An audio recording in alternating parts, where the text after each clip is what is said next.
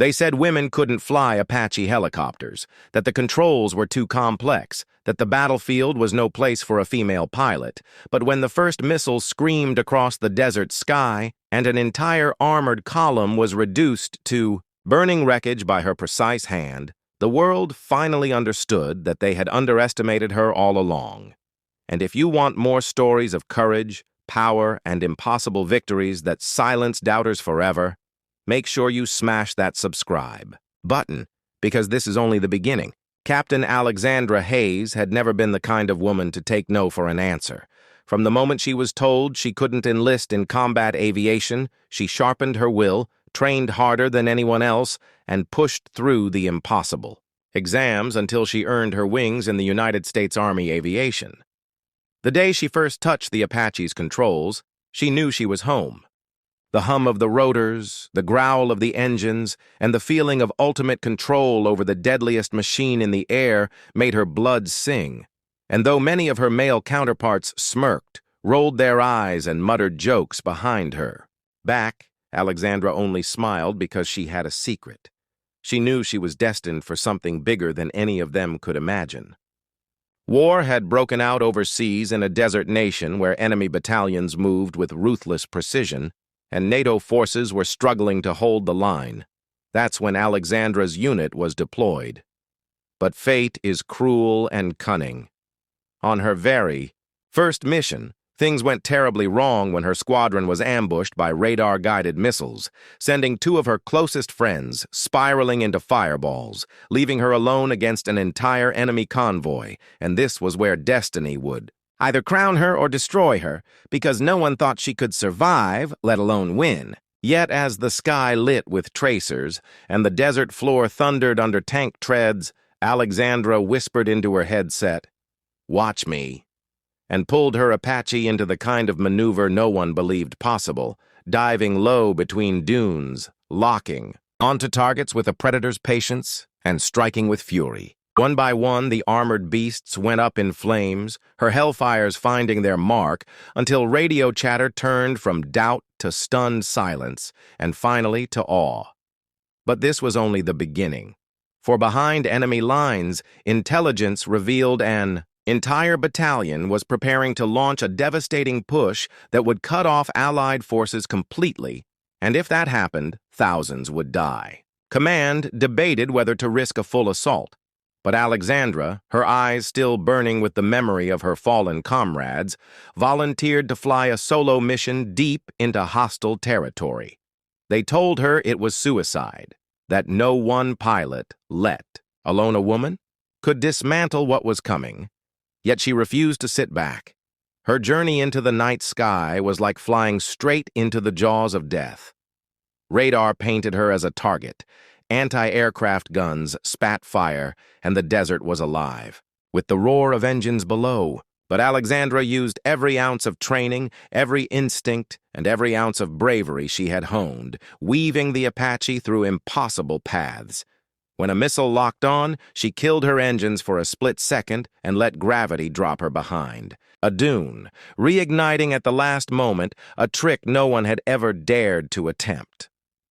Her heart pounded like thunder, sweat streamed down her brow, but her resolve only hardened. This wasn't just about her anymore. This was about proving to every girl told she couldn't, that she could, and proving to the world that skill had no gender. As she closed in on the battalion, she saw the impossible, a wall of tanks stretching for miles, guarded by mobile missile launchers and armored vehicles, an entire city of war crawling forward. She steadied her breath, whispered a promise to her lost squadron, and then unleashed hell. Her missiles carved through the first line, her chain gun tore through armored transports, and her maneuvers confused enemy gunners who couldn't believe a single Apache could move like that. Still, the odds were too great. Alarms blared, her systems screamed warnings, and one direct hit slammed into her tail, sending her spinning.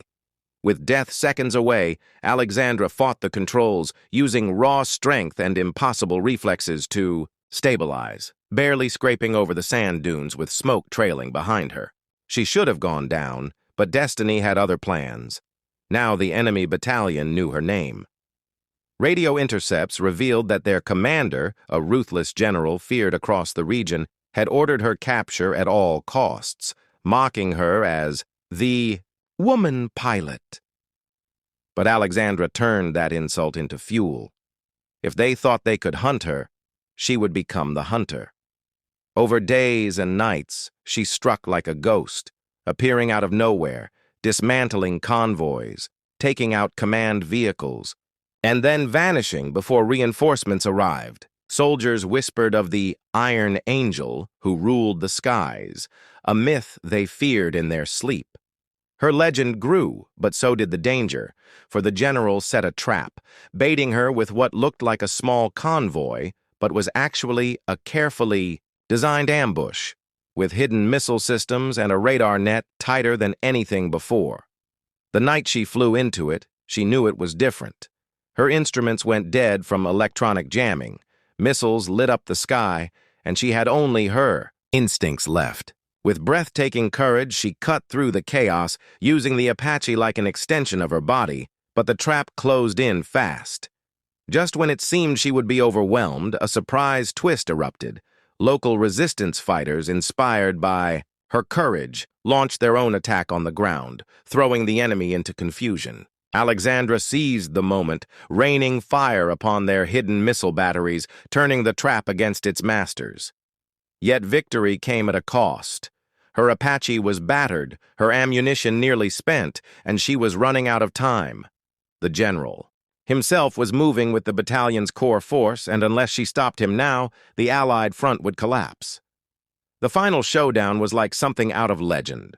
Alexandra, wounded, exhausted, and flying a scarred Apache with half its systems crippled, faced the largest armored thrust of the war, led by the very general who mocked her existence.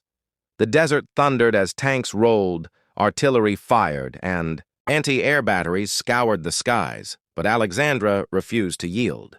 With no backup, no reinforcements, she dove straight into the heart of the battalion. Every missile she had left was fired with deadly precision, tearing through command vehicles, fuel trucks, and artillery.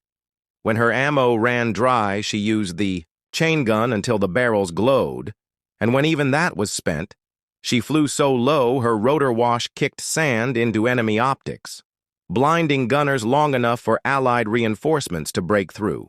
In the chaos, she spotted the general's mobile command post, heavily guarded, but she had one weapon left, a single hellfire. She locked on, whispered, "This is for every woman they said couldn't," and fired. The explosion lit the night like a second sun, and with the general gone, the enemy force broke, retreating into the desert in panic.